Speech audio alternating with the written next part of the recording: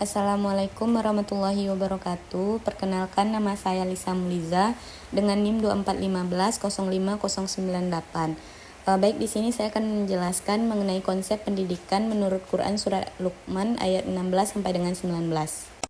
Baik, di sini saya telah memaparkan Quran surat Luqman ayat 16 sampai dengan 19. Mungkin teman-teman bisa membacanya. Untuk mempersingkat waktu, kita masuk pada pembahasan mengenai landasan dasar dari ayat ini. Pada ayat ke-16 sampai dengan 19 dalam Quran surat Luqman ini berisi tentang nasihat Luqman kepada anaknya yang mencakup pendidikan akidah, ibadah, akhlak, serta juga sosial. Ayat-ayat ini menunjukkan bahwasanya pendidikan dalam Islam tidak hanya berorientasi pada pengetahuan, tapi juga pada pembentukan karakter serta juga kepribadian. Luqman mendidik anaknya dengan penuh hikmah serta melalui nasihat yang menyentuh hati, sehingga dapat menjadi contoh ideal dalam pendidikan keluarga di masa saat ini. Baik, selanjutnya kita masuk pada pembahasan dari masing-masing ayat. Di ayat ke-16, menjelaskan bahwasanya sekecil apapun perbuatan manusia akan diketahui dan dibalas oleh Allah Subhanahu wa taala. Karena pada dasarnya manusia memiliki tanggung jawab atas dirinya serta perbuatannya. Meskipun tersembunyi dalam batu, langit maupun bumi, Allah akan mengetahui apa yang manusia perbuat. Jika kita tarik pada konsep pendidikan, ayat ke-16 ini mengajarkan bahwasanya di ayat ini menanamkan keyakinan bahwa Allah tuh Maha mengetahui atas segala sesuatu serta perbuatan manusia. Lalu ayat ini juga membentuk kesadaran serta tanggung jawab pribadi atas setiap perbuatan yang dilakukan.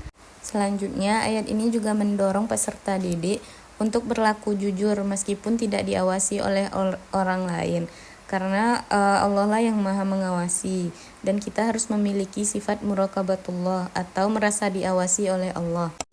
Selanjutnya, di ayat ke-17 ini, Luqman memerintahkan anaknya untuk mendirikan sholat, mengajak kepada kebaikan, mencegah kemungkaran, serta bersabar atas segala ujian yang dihadapi. Maka jika kita kaitkan dengan konsep pendidikan, ayat ke-17 ini menjelaskan bahwasanya pendidikan ibadah tersebut bisa melalui pembiasaan sholat salah satunya. Lalu ayat ke-17 ini juga berbicara tentang menanamkan kepedulian sosial dengan mengajak kepada kebaikan, serta membentuk keberanian untuk menegakkan nilai-nilai yang benar. Lalu pada ayat ke-18 ini berbicara tentang Luqman melarang anaknya untuk bersikap sombong, meremehkan orang lain, dan berjalan di muka bumi dengan rasa angkuh.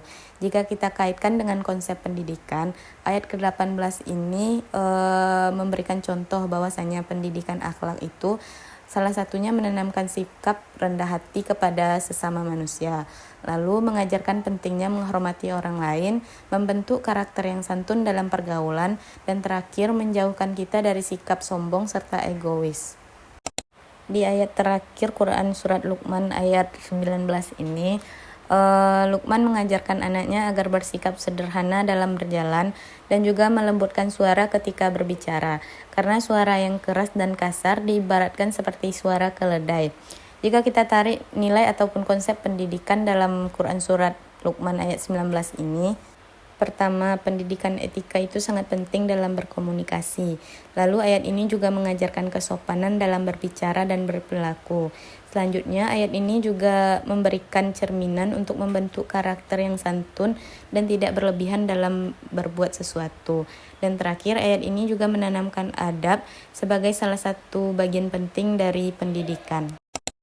Setelah pemaparan yang telah disampaikan sebelumnya, dapat kita tarik kesimpulan mengenai Quran surat Luqman ayat 16 sampai dengan 19 ini, di mana ayat ini memberikan gambaran konseptual pendidikan Islam yang menyeluruh, meliputi akidah, ibadah, akhlak, serta sosial.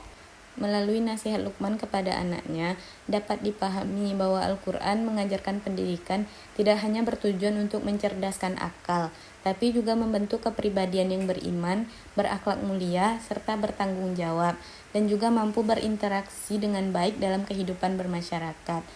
Sehingga dengan demikian pendidikan yang ideal adalah pendidikan yang menyeimbangkan aspek spiritual, moral, serta sosial dengan harmonis. Baiklah, mungkin hanya sekian yang dapat saya sampaikan. Semoga apa yang saya sampaikan dapat memberikan manfaat bagi orang banyak, khususnya bagi saya sendiri. Saya akhiri dengan wassalamualaikum warahmatullahi wabarakatuh.